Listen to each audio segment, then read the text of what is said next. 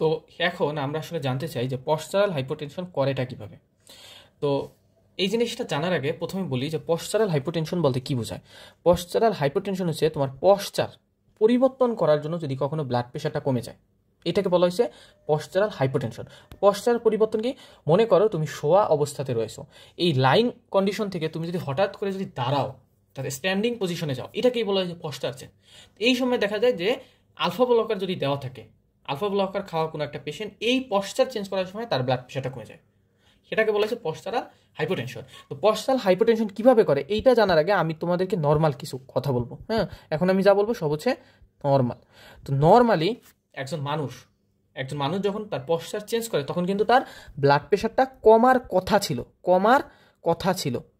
হ্যাঁ, তো এখন তোমার মাথায় কোয়েশন হতে পারে যে একটা মানুষ যদি লাইং কন্ডিশন থেকে স্ট্যান্ডিং কন্ডিশনে যায় তাহলে ব্লাড প্রেশার কমবে কেন। এটার কারণ হচ্ছে একজন মানুষ যখন লাইং থেকে স্ট্যান্ডিংয়ে যায়, অর্থাৎ এরকম যখন দাঁড়ায়, ওই সময় কি হয়, তার যে গ্র্যাভিটি আছে, আমাদের যে গ্র্যাভিটি আছে, এই গ্র্যাভিটির জন্য এই হার্টের নিচে যে ভেসেলগুলো আছে, গ্র্যাভিটির জন্য এই ভেসেলগুলোর ব্লাডটা কিন্তু নিচের দিকে যাওয়ার চেষ্টা করে গ্র্যাভিটির জন্য। এর ফলে কি হয়, যেহেতু এটা নিচের দিকে যাওয়ার চেষ্টা করতেছে, উপরের দিকে যাচ্ছে না, সুতরাং আমরা বলতে পারি যে তখনকার কি হয়, আমার ভেনাস রিটার্নটা কমবে, কারণ এগুলো গ্র্যাভিটির জন্য নিচের দিকে যাওয়ার চেষ্টা করতেছে, হার্টের দিকে যাচ্ছে না, সুতরাং কি ভেনাস রিটার্ন কমবে। ভেনাস রিটার্ন করলে কি কার্ডিয়াক আউটপুট কমবে, সুতরাং কি আমার ব্লাড প্রেশার কমবে। এইটা হচ্ছে আমার নর্মালি হওয়ার কথা ছিল, বাট আল্লাহ তাআলা আমাদের বডিতে এরকম একটা মেকানিজম দিয়ে রাখছে যার কারণে এই ঘটনাটা আসলে ঘটে না। এই ঘটনাটা কি জন্য ঘটে না? এই ঘটনা ঘটে না কারণ আল্লাহ তাআলা আমার বডিতে একটা স্পেশাল মেকানিজম দিয়ে রাখছে, সেটার নাম হচ্ছে ব্যারোরিসেপ্টর রিফ্লেক্স মিডিয়েটেড ভেসোকনস্ট্রিকশন।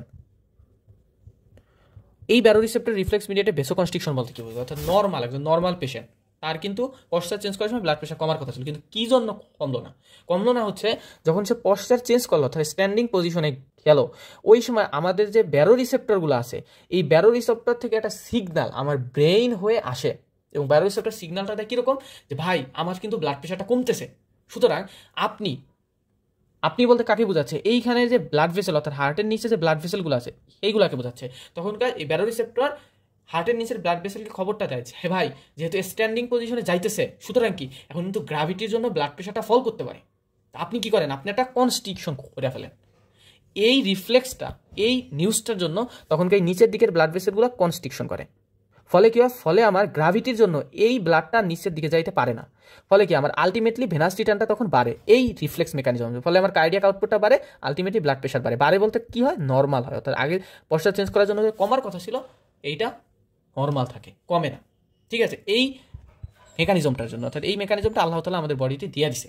কিন্তু যখন তুমি একটা আলফা ব্লকার খাইতেছো, ঠিক আছে, আলফা ব্লকার মানে কি, এই আলফা ব্লকারটা কি করে, নিচের দিকে যে ব্লাড ভেসেলগুলো আছে এইখানে এসে আলফা ওয়ান রিসেপ্টরকে ব্লক করে দেয়। আলফা ওয়ানকে ব্লক করলে কি হয়, আমরা জানি আলফা ওয়ান নর্মালি কি করে, কনস্ট্রিকশন করে। আলফা ওয়ান ব্লকার মানে কি, এবার ডায়ালেশন করা আছে, তাহলে কি এবার হচ্ছে কি ডায়ালেশন করা আছে। অর্থাৎ তুমি এইবার বাইরে থেকে ড্রাগস নিয়ে এই রিসেপ্টরকে ব্লক করে এগুলোকে কি করে দিছো, ডায়ালেশন করে দিছো। তো এখন তুমি যখন পশ্চারটা চেঞ্জ করতেছো, তখন ব্যারো রিসেপ্টর এই ব্লাড ভেসেলকে নিউজটা দিতেছে যে হ্যাঁ এখন কিন্তু সে পশ্চার চেঞ্জ করবে, এখন ভেনাস রিটার্ন কমতে পারে, সুতরাং আপনি কি করেন, কনস্ট্রিকশন করে ফেলেন।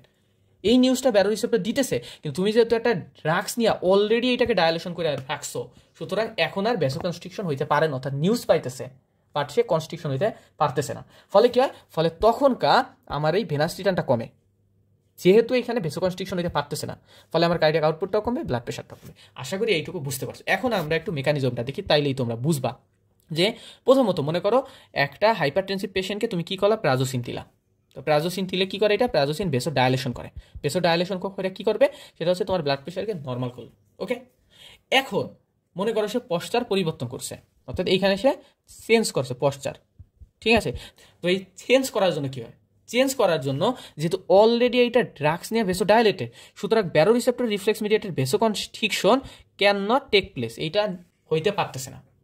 ফলে আমার কি আলটিমেটলি কি হচ্ছে, যেহেতু এখানে ভেসো কনস্ট্রিকশন হইতে পারতেছে না, অর্থাৎ এখানে ভেসো ডায়ালেশন হওয়া, অর্থাৎ তুই পশ্চার চেঞ্জ করতেছো, গ্র্যাভিটির জন্য সুন্দর করে ব্লাডটা হার্টে না গিয়ে বরং নিচের দিকে চলে আসছে, ফলে কি আমার ভেনাস রিটার্ন কমতেছে, কার্ডিয়াক আউটপুট কমতেছে, আলটিমেটলি ব্লাড প্রেশার করতেছে। এবং এই যে পশ্চার চেঞ্জ করার জন্য কমলো, এটাকে আমরা বলছি পশ্চারাল হাইপোটেনশন। আশা করি তোমরা এটা বুঝতে পারছো। আচ্ছা ফাইন, এখন এইটা বলার পরেই তোমাকে স্যার ম্যাডাম আরেকটা কোয়েশ্চেন করবে, আর কি কি ড্রাগস রয়েছে যেগুলা পশ্চারাল হাইপারটেনশন করতে পারে, আর কি কি আছে, যেমন আছে কি, আর আছে কি ভেসোডায়ালেটল লাইক নাইট্রোগ্লিসারিন, তারপর আছে সোডিয়াম নাইট্রোপ্রোসাইড, এছাড়া কি আছে tricyclic anti depression, for example amitriptyline, nortriptyline. আপাতত ফার্স্ট টাইমের জন্য এতটুকুই মনে রাখো, বাকিগুলো আমরা যখন সেকেন্ড টার্ম পড়বো ওই সময় আমরা মনে রাখবো। আচ্ছা ফাইন।